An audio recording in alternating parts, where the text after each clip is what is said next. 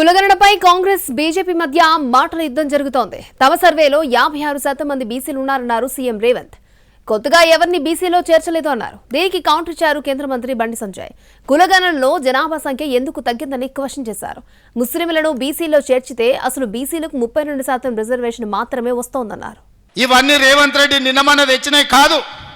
నేను ఎవరిని ఎందులో చేర్చలే.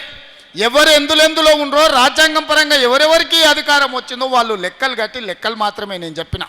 నేను ఎవరిని ఓసీలు ఉన్నోళ్ళని బీసీలు వేయలే, బీసీలు ఉన్నోళ్ళని ఎస్సీలా వేయలే, ఎస్సీలు ఉన్నోళ్ళని ఎస్టీలా వేయలే, వీళ్ళందరినీ తీసుకొచ్చి ఓసీలలో కలపలే. ఉన్నోళ్ళు ఉన్నట్టు వివరాలు ఇచ్చినోళ్ళు ఇచ్చినట్టు లెక్క కట్టి ఈ రాష్ట్రంలో జనాభా ఇంత ఉన్నారని 100 ఏళ్ల నుంచి బలహీన వర్గాలు మా లెక్క ఎంతో మాకు చెప్పండి అని అడుగుతుంటే ఆ సమస్యకు నేను పరిష్కారం చూపించిన. కులగణనకు మేము వ్యతిరేకం కానే కాదు.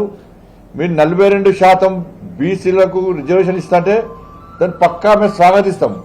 నేను మీ అంజిరెడ్డి చిన్నమైల్. ఫిబ్రవరి 27వ తేదీన జరిగే గ్రాడ్యుయేట్ ఎమ్మెల్సీ ఎన్నికల్లో నాకు మీ మొదటి ప్రాధాన్యత ఓటు వేసి భారీ మెజారిటీతో గెలిపించాలని ప్రార్థిస్తున్నాను.